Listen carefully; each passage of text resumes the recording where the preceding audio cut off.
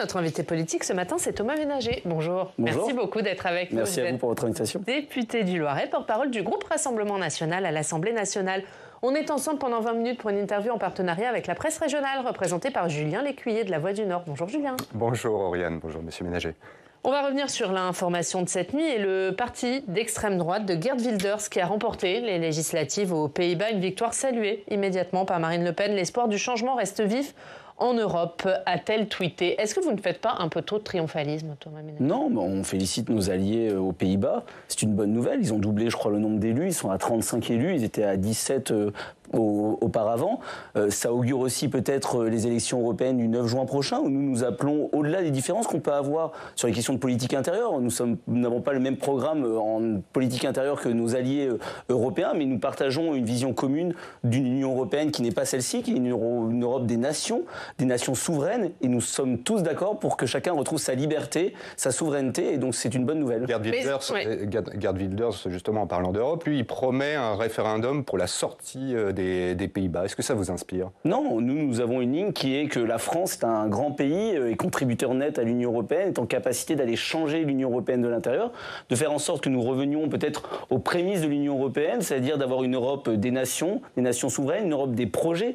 On se rend compte que depuis des années, on a bradé notre souveraineté, que ça marche pas, que sur un grand nombre de sujets, en matière d'immigration, en matière d'écologie punitive, il faut que chaque pays retrouve sa liberté. Donc nous ne souhaitons pas le Frexit, mais... Donc vous n'êtes pas totalement sur la même ligne. Mais je vous dis, nous sommes d'accord dans nos désaccords. C'est-à-dire nous sommes d'accord pour que les Néerlandais, s'ils souhaitent, puissent s'exprimer. Dans tous les cas, nous sommes toujours d'accord pour qu'il y ait la souveraineté populaire et la capacité à aller aux urnes pour décider de rester ou non au sein de l'Union européenne. Mais nous considérons qu'aujourd'hui, la France, qui est un grand pays, peut changer l'Union européenne.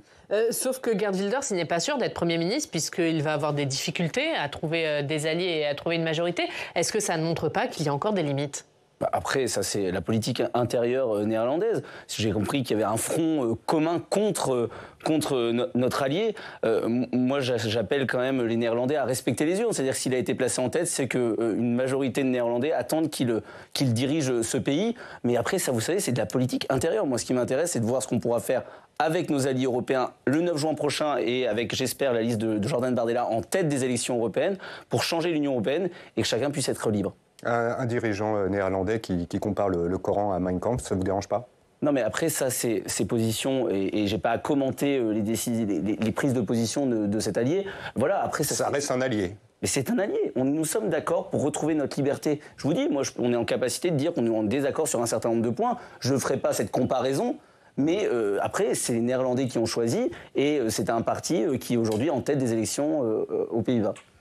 On va parler de ce qui se passe en Israël et de cet accord qui a été trouvé entre Israël et le Hamas, mais la trêve qui a été repoussée, et on l'apprend ce matin, repoussée encore pour des discussions de dernière minute sur la liste des otages à libérer. Est-ce que néanmoins cet accord est un soulagement pour vous ? Alors moi j'ai surtout une pensée pour les familles des otages, pour les proches. C'est-à-dire que je pense que l'attente est interminable et c'est vrai qu'on commande tout cela...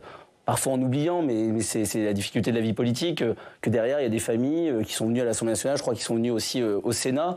Donc dans tous les cas, il faut que cet accord aboutisse. Il restera encore énormément à faire, puisque je crois que c'est 50. Alors il y a encore des négociations qui sont en cours, 50 sur 240. Donc l'objectif, c'est qu'à terme, il n'y ait plus aucun otage détenu par le Hamas, et c'est la raison pour laquelle il faut bien entendu soutenir la diplomatie, française notamment, et tout ce qui pourra aller vers la libération de ces personnes qui sont détenues dans des conditions atroces, ont vécu des choses atroces le 7 octobre dernier. À ce titre, le Qatar reste un partenaire particulier pour négocier la libération des otages, mais est-ce qu'il faudra, selon vous, s'interroger sur le rôle du Qatar et sa place en France, notamment vis-à-vis des conditions d'installation des entreprises qataries en France ? Ce qui est certain, c'est qu'aujourd'hui, l'objectif, c'est la libération des otages. Donc il faut qu'on puisse dialoguer avec l'ensemble des pays qui ont une capacité à libérer notamment les compatriotes, nos compatriotes, les Français qui sont détenus, mais globalement tous les otages. Après, bien entendu, on sait qu'il y a un certain nombre de liens entre la France et le Qatar qui doivent être éclaircis, un certain nombre d'avantages fiscaux. Nous avons demandé à ce que les avantages fiscaux qui aujourd'hui bénéficient aux Qataris soient supprimés. Nous l'avons déposé à l'Assemblée nationale au moment du projet de loi de finances. Donc il y a un certain nombre de liens et de financement, de liens un peu troubles ou d'avantages qui existent aujourd'hui en France au bénéfice des Qataris qui devraient être mis en cause, bien entendu. Emmanuel Macron qui pourrait retourner au Proche-Orient dans les prochains jours. Est-ce que la France a un rôle à jouer dans la résolution de ce conflit pour vous ? Je pense et j'espère que la diplomatie française, la France a une voix particulière. On peut s'inquiéter de l'affaiblissement progressif de la France, de la diplomatie française. Donc bien entendu, ce déplacement, tout dépend de quelle sera la ligne, mais la France doit porter la ligne qui est la ligne historique, celle des deux États, celle d'une pacification de cette zone du monde. C'est un sujet difficile. Je pense que ceux qui considèrent qu'il y a une solution miracle après les décennies que nous pouvons connaître sur ce secteur seraient un peu présomptueux.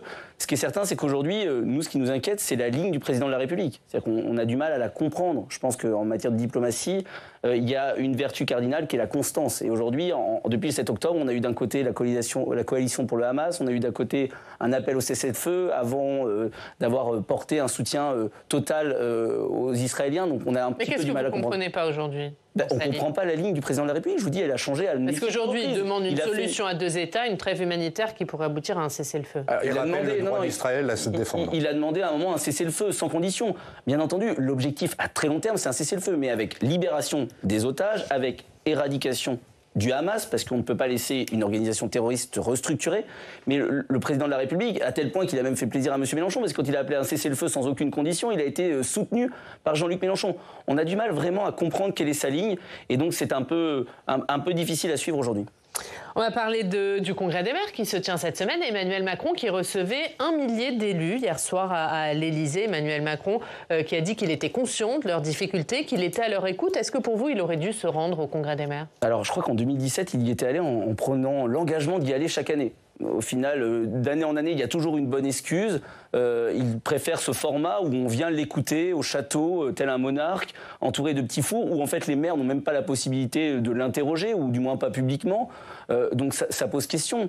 J'ai écouté son discours hier soir qui a été diffusé, c'est que j'avais l'impression d'avoir le discours d'un candidat. C'est-à-dire j'étais assez d'accord avec tout ce qu'il disait. Je me disais, mais incroyable, je suis d'accord avec Emmanuel Macron. Mais parce Vous allez voter pour lui alors ? Non, on n'en est pas là, parce que malheureusement, le discours du candidat, on peut le partager sur les difficultés des maires, mais derrière, il est président de la République depuis 7 ans. On a toujours les mêmes discours, toujours les mêmes marottes sur le statut de l'élu local. Pareil, pendant le grand débat en 2019, on nous avait dit on va avancer sur le statut de l'élu local. C'est-à-dire qu'à un moment, Emmanuel Macron, j'ai l'impression qu'il n'a jamais compris qu'il n'était plus candidat, mais qu'il était président, qu'il devait gouverner, qu'il devait prendre des dispositions, notamment pour nos maires qui ne sont pas dupes, parce qu'un certain nombre aussi ont boycotté, et ils ont bien eu raison, je pense, cet événement. Alors hier soir, il a parlé, je le cite, d'un système qui est cul par-dessus tête. Et il s'est engagé à mener dans l'année qui vient une décentralisation réelle et audacieuse. C'est une bonne nouvelle. Mais je vous dis, on peut être d'accord. C'est ce qu'attendent en partie les maires. C'est-à-dire notamment le couple maire-préfet. Il y a plein de choses qui vont dans le bon sens, dans ce qu'il dit. Mais il lui reste plus que 2 ans et demi, 3 ans. Il va falloir à un moment qu'il comprenne que c'est à lui de bosser. C'est bien de faire les constats, mais c'est pas un éditorialiste, c'est pas un journaliste, c'est pas un commentateur. C'est le président de la République française. Donc à un moment, on est d'accord, mais je pense que les maires, ils en ont marre d'attendre. Il y a une mission qui a été confiée à votre collègue Éric Woerth. Est-ce que pour vous, c'est la bonne méthode ? On va voir, vous savez, de créer des missions, de créer des comités, de créer d'autres types de manières de faire de la démocratie et de faire vivre le débat politique. Pourquoi pas ? Mais aujourd'hui, avec Emmanuel Macron, c'est toujours la même chose. C'est-à-dire qu'en fait, on va créer un comité qui va rendre un rapport et on ne va pas suivre le rapport. Donc à un moment, je pense que les maires, ils lui ont dit... Et ils savent ce qu'ils veulent et il faut les écouter. Il y a un thème qui a été particulièrement mis en valeur cette année, c'est évidemment les agressions vis-à-vis des élus, alors qui ont augmenté, qui devraient augmenter de 15% en 2023 après une hausse de 32% l'an dernier. La ministre des collectivités territoriales, Dominique Faure, a annoncé le lancement d'un numéro vert de soutien psychologique après un plan en juillet. On annonce aussi que le gouvernement pourrait soutenir une proposition de loi sénatoriale pour durcir les sanctions pénales vis-à-vis des agresseurs. Est-ce que pour vous, là aussi, c'est des choses qui vont dans le bon sens ? Alors, de la même manière, en fait, Emmanuel Macron, je crois, il y a 6-8 mois, a dit les numéros verts, c'est ce qu'on fait quand on ne sait pas quoi faire d'autre. Faut arrêter avec les numéros verts. Et on se rend compte que 6 mois après qu'il ait dit ça, il lance un nouveau numéro vert. Ce qui est certain, c'est qu'il y a une vraie détresse auprès des élus locaux qui n'en peuvent plus d'être en première ligne, d'être agressés, et ils font face en fait à la réalité, face à la violence, à la montée de la violence qu'on voit. Ça c'est le constat, mais qu'est-ce que vous pensez nécessaire ? On peut faire des annonces, alors on peut peut-être aller vers un durcissement des peines, mais aujourd'hui il faut qu'il y ait la fin du laxisme. C'est-à-dire que ce qui arrive pour les maires, arrive pour tous les Français. Donc à un moment, il faut une politique pénale très ferme, il faut des poursuites systématiques avec des instructions données au parquet pour qu'à chaque fois qu'un élu, notamment, mais pour tous les Français, ça ne tient pas que pour les élus, il y ait des poursuites, qu'il y ait peut-être un durcissement des peines, pourquoi pas, mais que déjà les peines actuelles soient appliquées, qu'il y ait les moyens nécessaires pour qu'aujourd'hui, quand il y a une attaque envers un élu, il y ait des poursuites. Moi, j'ai des élus sur mon territoire qui n'ont jamais vu aboutir les plaintes, qui ne voient rien suivre. C'est-à-dire qu'en fait, il y a des discours, mais dans les actes, il faut juste la fin du laxisme. Et quand on sait que M. Dupond-Moretti était peut-être ministre habitant, il y a peut-être un changement aussi de cap en la matière. Il y a aussi la question des strates, du nombre de strates qui se posent et du nombre d'échelons. Est-ce que pour vous, il faut supprimer des strates ? Alors aujourd'hui, il y a des débats parce que c'est vrai qu'on ne sait plus, les compétences sont partagées, un certain nombre de compétences sont difficiles à suivre. Il y avait la question de la réforme territoriale, la question de faire des évolutions. Aujourd'hui, c'était pareil. On a connu le débat sous Nicolas Sarkozy, on a connu le débat sous Emmanuel Macron. On parle le 4 mars d'un congrès, d'une révision constitutionnelle, mais aujourd'hui, le président de la République n'évoque pas de telles évolutions. On voit bien qu'aujourd'hui, il y a besoin, dans tous les cas, de redonner le pouvoir aux maires qui sent aujourd'hui bien qu'il fasse... Pour refondre, par exemple, les finances locales, c'est une des pistes de réforme. Il y a aujourd'hui un problème qui est l'autonomie financière, c'est-à-dire qu'avec la suppression de la taxe d'habitation, il y a besoin de se reposer la question, c'est-à-dire qu'ils n'ont plus la main sur des leviers fiscaux suffisants pour être maîtres et respecter ce principe de libre administration. Ils n'ont plus cette autonomie financière minimale. Un congrès, pardon, je fais une petite parenthèse, congrès le 4 mars, notamment sur la constitutionnalisation de l'IVG, vous le voterez ? Vraisemblablement, on va voir, il faut qu'il y ait un vote dans les mêmes termes. À titre personnel, je le voterai. Vous connaissez la position du Rassemblement national. En première lecture, nous avons été une majorité de députés à voter pour. Mais nous avons une liberté de vote. Non pas sur la question de l'interruption volontaire de grossesse, puisque le Rassemblement national défend l'interruption volontaire de grossesse, mais sur une question plus technique, plus juridique, plus constitutionnelle, de savoir s'il y a nécessité à l'inscrire. Je considère que... il y avait peut-être d'autres priorités, parce qu'aujourd'hui, il n'y a aucun parti représenté au Parlement, aucune personnalité qui remet en cause l'interruption volontaire de grossesse, et c'est une bonne chose, mais qu'il y a d'autres choses aussi à faire s'il y a une révision constitutionnelle. Les Français attendent ce que nous proposons, je pense, c'est-à-dire l'inscription du droit des étrangers, la question du référendum. Mais juste sur l'IVG, c'est une majorité pour ou une majorité contre ? Dans notre groupe, en première lecture, mais attendez, ça dépendra le texte qui nous sera définitivement proposé en fonction des navettes, nous avons été une majorité à voter pour. On revient à ce qui s'est passé hier soir, puisque lors de ce discours devant les maires, Julien, Emmanuel Macron a dénoncé le terrible assassinat du jeune Thomas. On en parle avec vous. Oui, tout à fait, puisqu'il y a eu plusieurs milliers de personnes qui ont défilé hier en silence en hommage au lycéen de 16 ans tué dimanche à coups de couteau en marge d'un bal dans le village de Crépol. Alors Elisabeth Borne s'est exprimée également et a appelé à la décence, à la retenue. Je la cite, utiliser ce drame pour jouer sur les peurs, c'est manquer de dignité et de respect pour les victimes. Est-ce que vous vous êtes senti visé au RN ? Non, mais ce qui est certain, c'est que le manque de dignité, c'est l'inaction. C'est-à-dire qu'à un moment, c'est facile d'attaquer ses opposants qui parlent de faits réels, d'une montée de la violence, de la délinquance, en ruralité notamment. Et je considère qu'aujourd'hui, c'est indigne de la Première ministre, si elle nous attaque, de parler de ce sujet, d'apporter des solutions. Du moins, c'est comme ça que vous l'avez interprété, donc on a considéré qu'on était visé. C'est-à-dire qu'elle semble avoir fait passer le message. On a fait la liaison parce que Marine Le Pen a réagi très rapidement en évoquant une attaque organisée émanant, je la cite encore, d'un certain nombre de banlieues criminogènes dans lesquelles se trouvent des milices armées qui opèrent des razzias. Alors beaucoup de termes qui répondent encore une fois à une situation qui est à éclairer. L'enquête est en cours. Visiblement, l'auteur présumé des coups de couteau, il ne vient pas d'une banlieue criminogène, en l'occurrence, il viendrait du centre de Toulouse. Est-ce qu'elle n'est pas allée trop vite en besogne ? Non, mais ce qui est certain, c'est qu'il y a plusieurs profils et qu'il y en a certains qui viennent quand même de certains quartiers. Oui, mais qu'est-ce que ça veut dire ? Oui, ça revient de certains quartiers. Parce qu'aujourd'hui, on sait très bien que c'est la conséquence notamment de l'immigration, une immigration incontrôlée, qui depuis des années a immigration. En fait, excusez-moi, mais là encore, l'enquête le dira, mais je n'ai pas l'impression qu'on ait affaire à des personnes étrangères. Non, mais attendez, il y a deux choses. Ça peut être des personnes qui sont de nationalité étrangère, mais ça peut être des personnes qui, malheureusement, du fait de l'immigration incontrôlée, de l'absence d'assimilation, sont des personnes. Mais comment vous le savez, en fait, issus d'immigration, mais ils peuvent être issus d'immigration depuis plusieurs générations. Mais oui. Mais à partir de quel moment ils sont plus considérés comme immigrés ? Non, mais ils sont toujours dans tous les cas, ils sont français.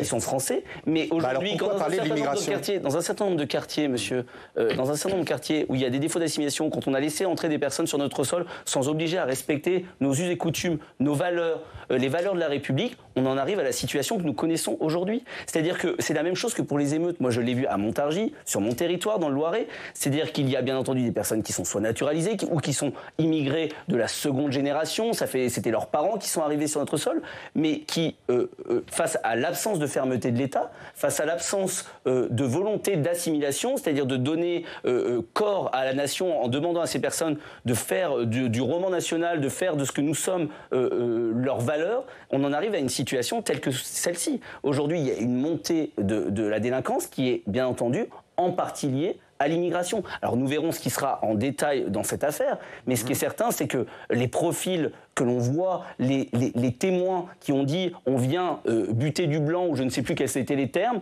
montrent bien l'enquête est encore en train d'être précisée. C'est des témoignages, qui ont été répétés. La question à l'origine, d'ailleurs, elle était de savoir, encore une fois, s'il n'y a pas un délai de décence, ne serait-ce que pour attendre les premières conclusions de l'enquête et éviter de commettre des impairs en réagissant trop vite. Mais attendez, à un moment, je vous dis, l'indécence, c'est de ne pas agir. On ne peut plus laisser du temps. On ne peut plus laisser le temps aux bougies, au fait de faire des tweets, à aller poser une rose, etc. Ça, c'est le rôle des citoyens. Et ils ont raison. Ça nous a tous touchés, c'est l'émotion. Ça pourrait être mon cousin, ça pourrait être mon frère, ça pourrait être vos enfants, nos enfants. Mais ce qui est certain, c'est qu'à un moment, ce qu'on attend des personnalités politiques, quand on vit dans un tel climat, après des émeutes il y a quelques mois, après l'attentat d'Arras, c'est qu'on agisse. Donc à un moment, bien entendu, on a témoigné notre émotion. Mais notre rôle en tant que personnalité politique, en tant qu'opposant au gouvernement qui n'agit pas en la matière, c'est de dire que l'indécence, c'est celle de Mme Borne, c'est celle de M. Darmanin, qui ne font strictement rien. Les drames continuent, le sang coule dans notre pays et rien n'est fait. Julien parle de l'immigration. Oui, alors le texte sorti du Sénat a été fortement durci par la majorité sénatoriale, vous l'avez constaté. Est-ce qu'il vous satisfait en l'état ?